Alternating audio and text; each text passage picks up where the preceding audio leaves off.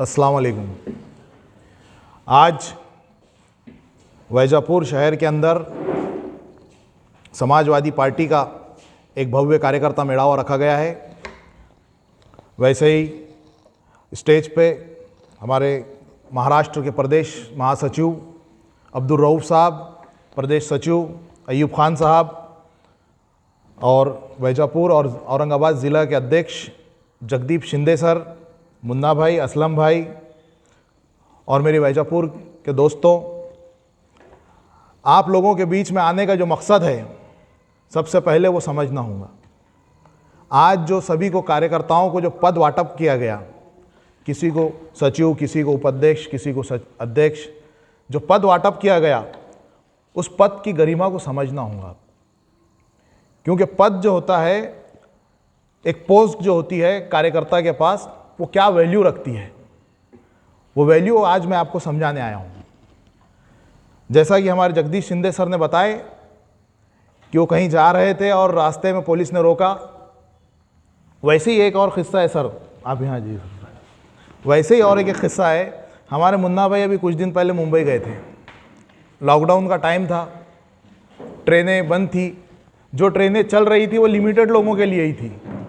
और लिमिटेड लोग कौन से? जो सरकारी अधिकारी है, सरकारी गवर्नमेंट के अधिकारी है, उन्हीं के लिए चल रही थी।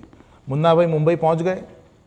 मुन्ना भाई जब मुंबई पहुंचे, ट्रेन का लोकल का टिकट निकालने के लिए लाइन में लगे।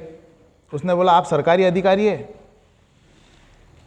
ट्रेन का टिकट देने वाले ने पूछा, आप सरकारी अधिकारी है तो ही आप ट्रेन में सफ़र कर सकते।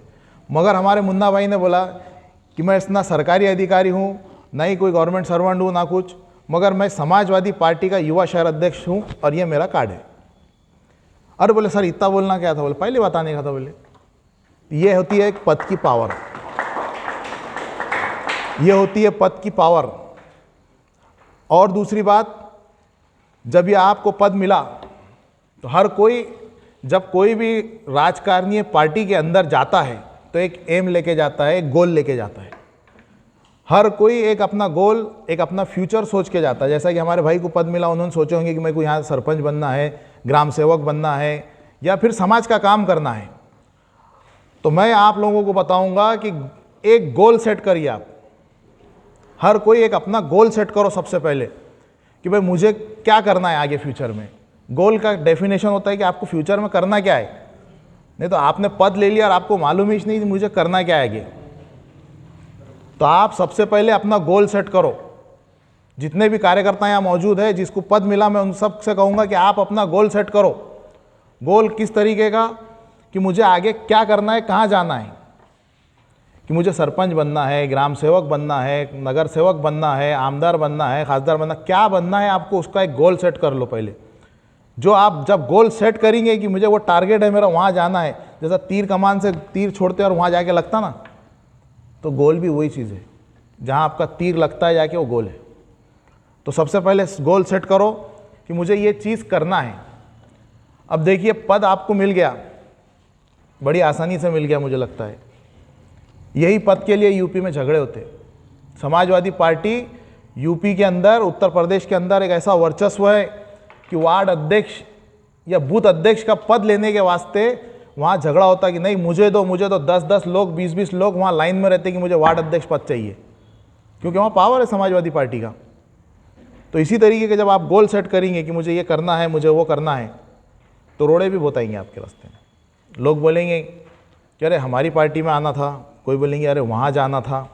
तो उनको एक ही जवाब देना आपने, समाजवादी पार्टी का एक नारा है, और वो नारा क्या है?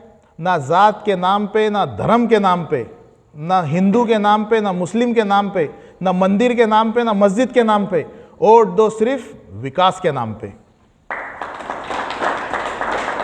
जो विकास करेगा वही राज करेगा। अभी हो ये रहा है कि आम जनता को टुकड़ों में बांट दिया जा रहा। किस तरीके से? हिंदू, मुसलमान, दलित, सिख, ईसाई, जबकि भारत देश हमारा एक सेकुलर देश है। और सेकुलर देश में रहना है तो सिर्फ और सिर्फ जो है तो सेकुलरिज्म को ज़िंदा रखना पड़ेगा, जब भी भारत देश तरक्की कर सकता। वरना हिंदू मुस्लिम डिवाइड होते जाएंगे। यहाँ डिवाइडेशन जब हिंदू मुसलमानों का होगा मंदिर और मस्जिद के नाम पे वोट मांगे जाएंगे तो वो विकास का काम कभी नहीं करेगा। रास्तों में गड्ढे होंगे, गड्ढों में रास्ता होगा और शहर में बहते हुए नालियाँ होंगी। आज विकास की ज़रूरत है। जिस तरीके के मैं बता रहा था आपको, गोल सेट करो। अब आप जब गोल सेट करने को जाएंगे तो देखिए, जब आपको आसानी से पद मिल गया, आपने गोल भी सेट कर लिया, आपका दांव पे कुछ नहीं लगा। हर एक पद अधिकारी को दांव पे कुछ लगाना पड़ेगा। ज़रूरी नहीं कि पैसा दांव पे लगाना पड़ता, पैसा कोई वैल्यू नहीं रखता, पैसे की दांव पे लगाने की बात नहीं है। दांव पे क्या लगाना है? आपका वक्त, आपका टाइम। जब आप आपका टाइम दांव पे लगाएंगे तो आप तरक्की करेंगे। वो गोल जो आपने सेट करके रखे उसके ऊपर सही आपका निशाना लगेगा और वो गोल तक जाने की आप ताकत रखेंगे। तो आपको दांव पे लगाना है वक्त। एक कहानी बताता हूँ दांव पे लगी, दांव की जो चीज़ है उस पर एक कहानी बताता हूँ मैं आपको। दो राजा थे, बहुत ख़तरनाक जंग थी उनके अंदर, बहुत झगड़ा था आपस में दो राजाओं के बीच में। अब एक राजा को खबर मिली कि दूसरे राजा जो है तो 4 दिन के बाद हमारी सेना पे हमला करने वाला है, हमारे देश, हमारे उस पे हमला करने वाला है, हमारे किले पे। अब वो परेशान हो गए, 4 दिन के बाद हमला होने वाला है, हमारे पास तो फौज तैयार नहीं, कैसा करेंगे। जब ये मालूम पड़ा उनको तो उन्होंने सिपह सालार को बुलाए, जो सेनापति रहता है ना उसको बुलाए। सेनापति को बोले कि देखो 4 दिन के बाद हमला होने वाला है हमारे राज्य पे, कैसा करते। तो सेनापति ने बोले राजा साहब अगर आपको करना है तो हम आज रात में हमला कर देंगे। बोले तो बोले अरे हमारे पास तो सेना नहीं। बोले नहीं है तो क्या हुआ, हम जाएंगे। बोले थोड़ी सी हो सकता है हड़बड़ाहट में हम जंग जीत जाए। तो उसने क्या किया, सेनापति की बात मानते हुए जो उसकी थोड़ी बहुत सेना थी, सामने 1 लाख की सेना, सामने के राजा के पास 1 लाख की सेना थी और इनके पास 20,000 की सेना थी। मगर इन्होंने हिम्मत जुटाई और निकल गए। अब जब निकले तो वो राज्य में जाने के वास्ते एक नदी आती थी बीच में, और वो नदी के ऊपर से पुल बना हुआ था एक। वो पुल क्रॉस करी जैसी सेना ने, तो सेनापति ने क्या किया, वो पुल जला डाला। तो सब सिपाही परेशान, अरे पुल क्यों जला दिया तुमने, पुल जला दिया, हम वापस कैसे आएंगे। तो आप वो सेनापति की बात सुनिए। उसने कहा जब हमारी जाने दांव पे लगी हुई है तो जीत हमारी पक्की है। और यकीन मानो वो जो है तो जंग जीत के वापस आए। तो इसी तरीके के आपको दांव पे कुछ लगाना पड़ेगा। आज पद मिल गया हमें आसानी से, मगर कुछ दांव पे नहीं लगाएंगे तो मैं बोलता हूँ तरक्की नहीं मिल सकती, कामयाबी नहीं मिल सकती। आप आपका वक्त दांव पे लगाओ, वक्त ज़्यादा नहीं। देखिए हर एक आदमी के पास 84,200 सेकंड होते, 24 घंटे। हर आदमी के पास, मेरे पास भी उतना ही है, जगदीश सर के पास भी उतना है, और नरेंद्र मोदी के पास भी उतना है, अडानी अंबानी के पास भी उतना ही वक्त है।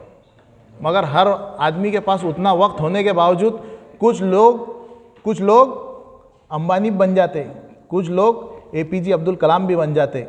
देखें ना आपने। तो इसी तरीके दांव पे कुछ लगाना पड़ेगा। वक्त लगाओ, आप जोड़ो लोगों को। अब आपका काम ये है, समाज सेवा तो आप कर ही रहे, समाज के हित में काम करने का काम आप कर रहे होंगे पहले से। अब आप दांव पे लगाओ अपना वक्त और जाओ लोगों के बीच में। जब आपने गोल सेट कर लिया, अब गोल पे नज़र रखते हुए अब आपको जाना है लोगों के बीच में।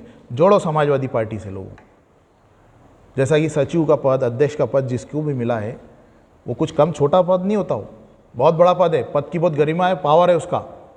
अब आपके साथ जब लोग जोड़ेंगे, हर एक पदाधिकारी ने ये सोच लेना कि मेरे साथ 10 लोग तो भी मैं जोड़ूंगा।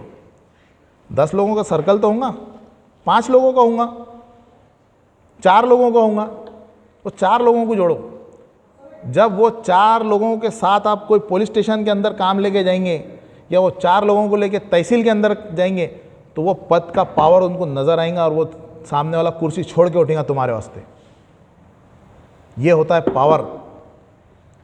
अब आज समाजवादी पार्टी में आप लोग जब जुड़े तो मैं ये बताना चाहता हूँ आपको कि समाजवादी पार्टी एक अपना अलग वर्चस्व रखती है, अपना अलग काम है समाजवादी पार्टी का।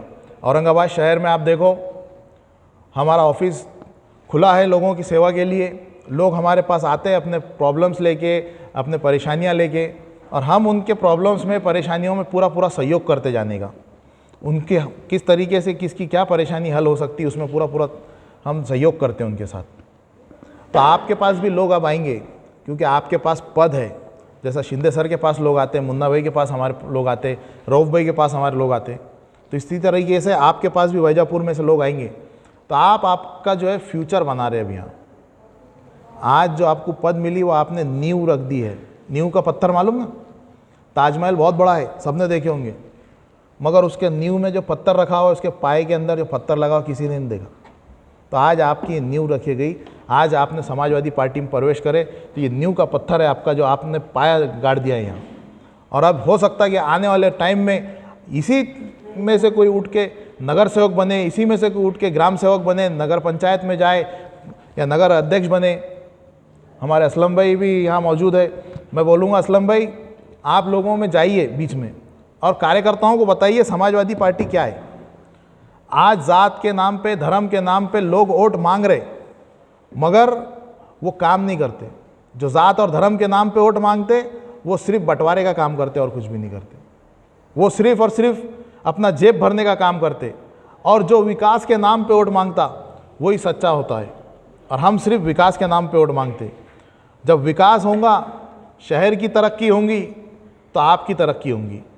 और आप ये लोगों को समझाओ कि अब आप लोगों में जब जाएंगे तो उनको समझाना कि आप तरक्की के नाम पे वोट दो, आप विकास के नाम पे वोट दो।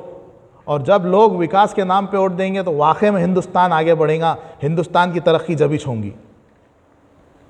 आज शिंदे सर, आपने हमें यहाँ बुलाया और जो पदाधिकारियों को पद मिला है, मैं उनको तहे दिल से मुबारकबाद देता हूँ। और वक्त भी बहुत हो चुका, मैं बोलता हूँ कि आप मेरे साथ एक ही नारा लगाओ कि ना मंदिर के नाम पे, ना मस्जिद के नाम पे वोट मांगो, सिर्फ और सिर्फ विकास के नाम पे। खुदा हाफिज़।